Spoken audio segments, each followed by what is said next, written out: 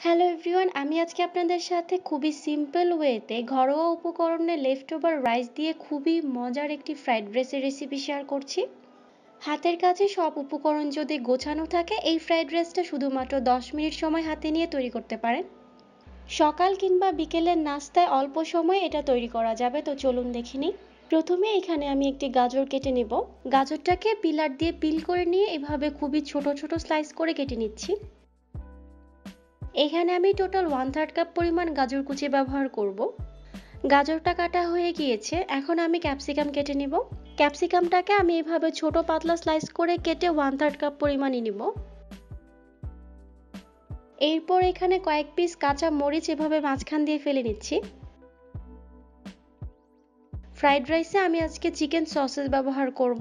আপনাদের হাতের কাছে চিকেন সসেসটা না থাকলে এখানে ইউজ না করলেও হবে, তবে এটা ইউজ করলে কিন্তু ফ্রাইড রাইসটা অনেক মজা হবে। আমি এখানে 2টা সসেস নিয়ে এইভাবে ছোট স্লাইস করে কেটে নিচ্ছি। এখন এটাকে একটা সাইডে রেখে আমি প্যানে সামান্য পরিমাণ তেল দিয়ে দিয়েছি। এরপর এখানে 2টা ডিম নিয়েছি, সামান্য পরিমাণ লবণ দিয়ে একটু মিশিয়ে নিব। তেলটা গরম হয়ে আসলে ডিমটাকে আমি স্ক্রাম্বল করে নিচ্ছি।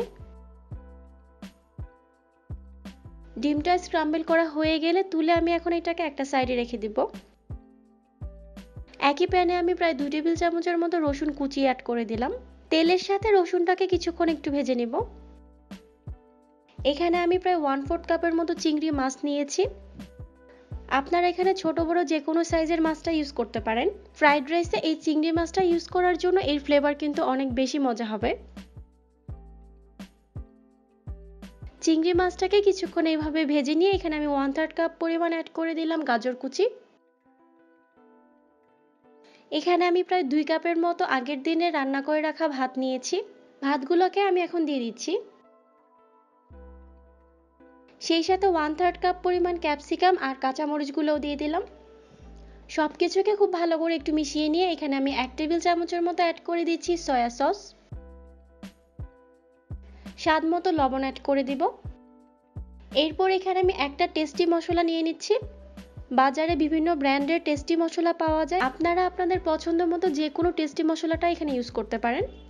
1 চা চামচের মতো অ্যাড করে দিলাম চিনি। স্ক্রাম্বল করে রাখা ডিম আর কেটে রাখা সসেসগুলোও অ্যাড করে দিব। চুলার আঁচটা এই পর্যায়ে হাইতে আছে।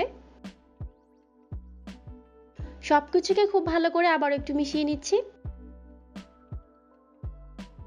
রাতের থেকে যাওয়া ভাত দিয়েও যে এত মজার ফ্রাইড রাইস তৈরি করা যায়, এই রেসিপিটা ফলো করলে আপনারা অবশ্যই বুঝতে পারবেন। ফ্রাইড রাইসটা হয়ে গিয়েছে, চুলাটা বন্ধ করে আমি এখন এটাকে সার্ভ করে নিচ্ছি।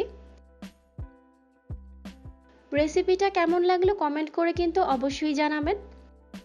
আর এই রেসিপিটা ফলো করে একবার হলেও বাসায় ট্রাই করে দেখতে পারেন, আশা করি আপনাদের কাছে ভালো লাগবে। আজ এ পর্যন্তই, সবাই অনেক ভালো থাকবেন। আল্লাহ হাফেজ।